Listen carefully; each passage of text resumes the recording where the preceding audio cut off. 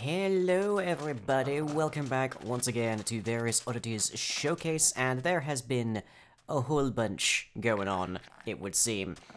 We're actually a few versions later now than we were the last time you guys saw anything happening, but we can more or less sum up what we're going to be talking about today.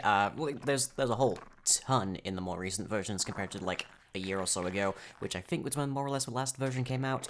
But we're just gonna be talking about some specific stuff today, namely that we have overhauled all of the mob spawn config.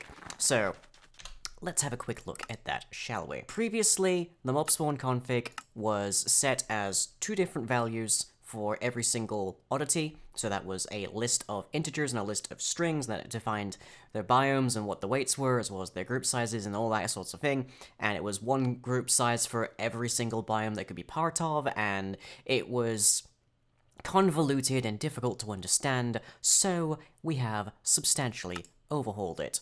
So here we have the singular window that you have to go to find anything going on with anywhere of which oddities can naturally spawn. Let's go and have a look at the kobolds, because they're a pretty decent example.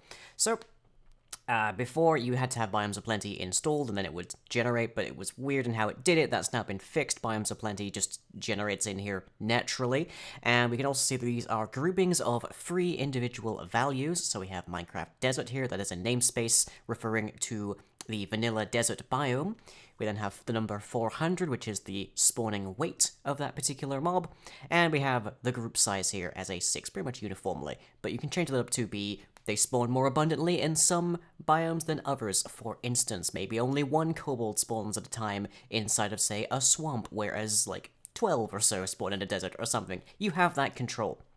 We have also, finally, by popular demand, implemented compatibility with the biome dictionary. So if you didn't know, Forge handles a dictionary which basically correlates a bunch of terms such as hot, dry, cold, wet, lush, that kind of thing, to each individual biome, so you can sort of set them by groups rather than having to know every single biome in turn.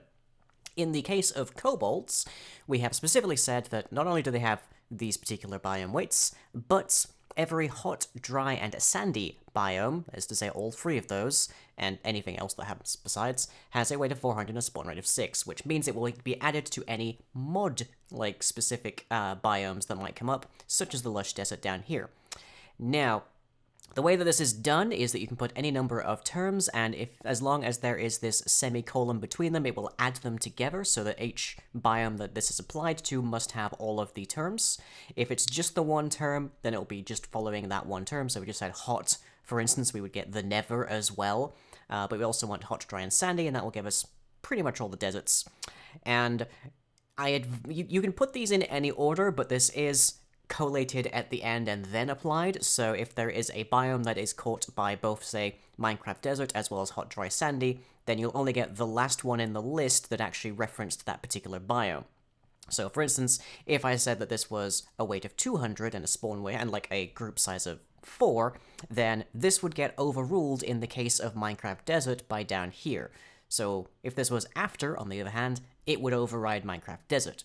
So, you need to remember exactly what order you're putting these in when you're doing so. But you can have this be as vague or as tremendous as you like.